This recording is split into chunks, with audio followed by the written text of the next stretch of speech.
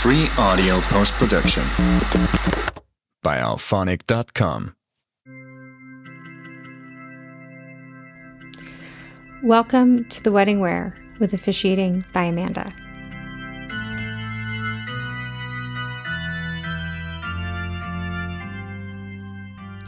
The wedding wear, I had to buy a prison bra.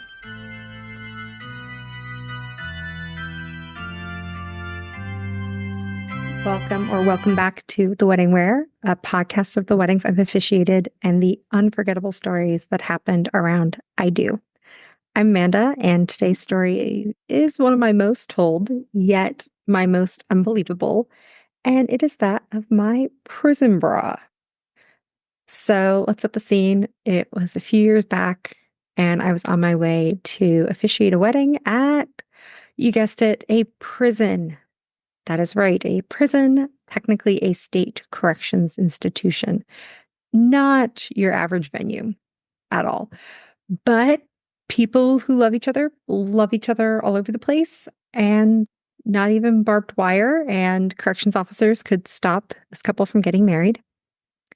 I had officiated weddings for incarcerated individuals before. That was at the height of COVID, though, and we'd been approved by the DOJ to join the inmate through Zoom versus in person. I have a degree in criminology, and about 15 years ago, I had done an internship with Berks County Correctional, full background check and fingerprinting and training and all that jazz. So I wasn't too concerned for my second prison wedding, which was going to be in person, and I was asked to come in and officiate. Now, I've officiated my fair share of weddings, and each one comes with its own quirks. But a wedding at a state corrections institution, physically in person, yes, that would be a first.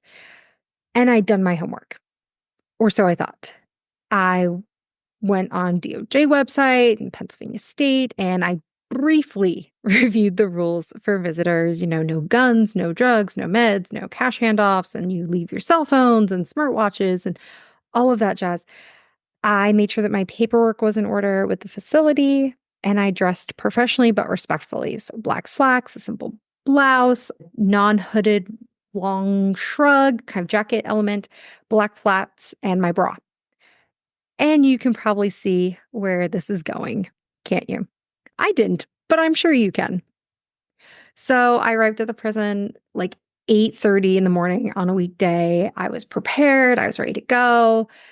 Left my phone and my smartwatch in the car, and I grabbed only what was absolutely needed to go in. I did the check-in, which included my driver's license and the visitor's form and the inmate's number and all that jazz.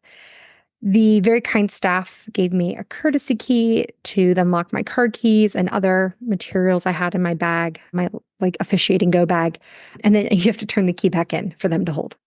So just a whole process to get in and ready to go. But I met with the bride in the waiting room, and we just had to wait for permission to go back. And we waited and we waited, because something I did not take into account is that time is not your own in a prison. And even if there's an appointment on the books for 9 a.m., you are still at the whim and the will of the system. They had to get the groom's counselor to come out and meet with us. They had to double check all the paperwork. Then they had to radio for him. And then they had to start the security process. And if there had been any sort of glitches in those elements there, it wouldn't have happened. So needless to say, the bride was a little nerve-wracked to begin with, just because so many things could go unplanned. But it was time to start the security process. The bride went through the metal detector and handed over the rings so that they could be inspected. And she provided all the paperwork that she was allowed to bring them, that the ring was going to stay with him. All checked out. Then I'm directed to the security checkpoint, with a metal detector, and I'm very confident, excited to do this. And I step through and beep, beep, beep, beep, beep. All right, come on, ma'am, step back. Let's try it again. All right, let's go. Not a problem. Beep, beep, beep, beep, beep.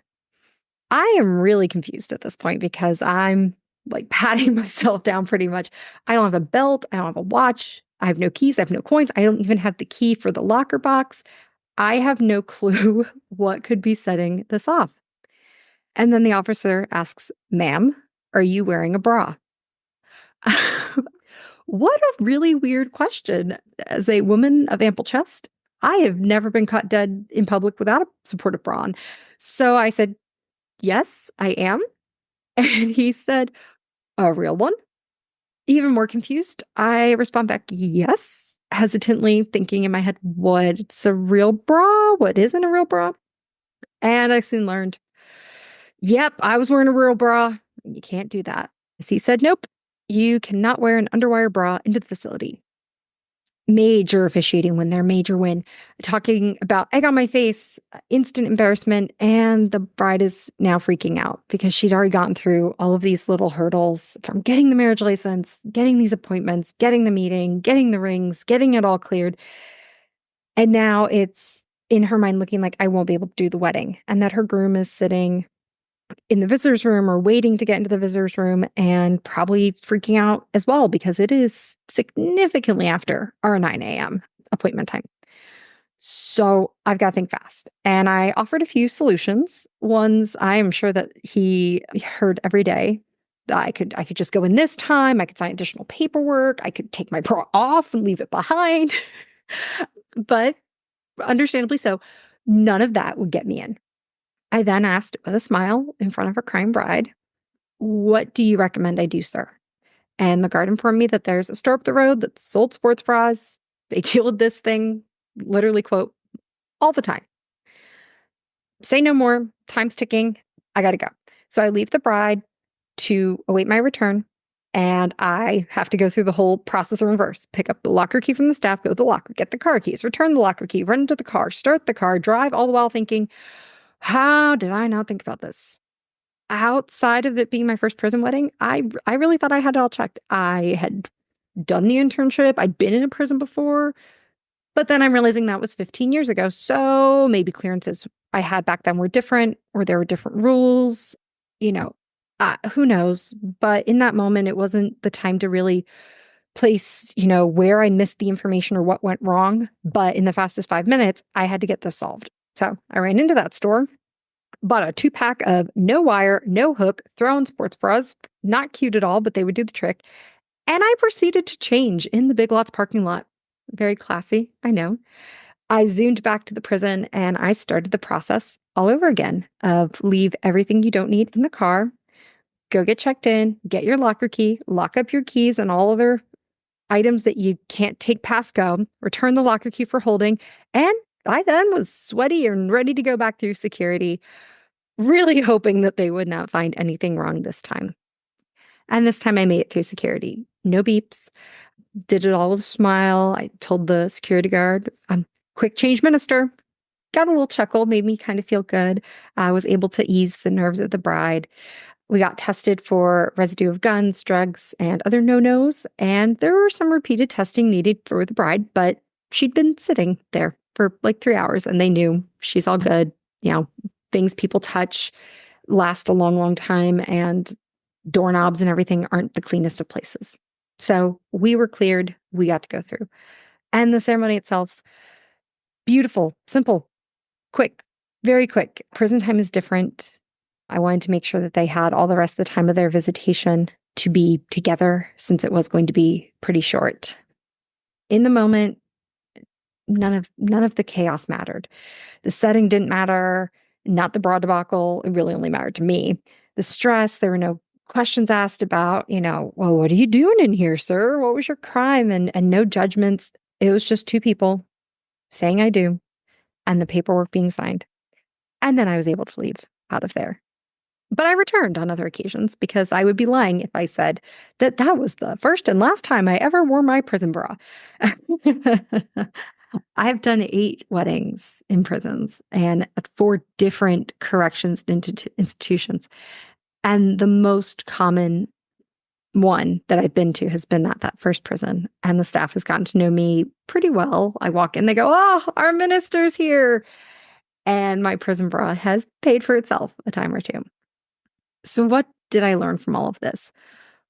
A few things. First, always check rules or safety regulations or features of the venue that you are going to.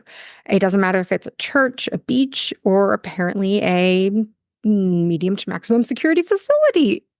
think about what you're comfortable in, but also what is going to be fitting to the time of year, if it's indoor or outdoor venue, the weather. Are there any religious aspects where you might need your head covered, your shoulders covered, a longer dress, or just for the safety and security? If you're doing a wedding that's on a hiking trail, yeah, I'm not wearing my flats for that. You're getting my sneakers.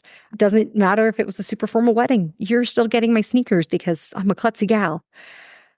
Don't be afraid to double check information, especially, I don't know, what you can and can't wear to a prison or the weather a time or two again.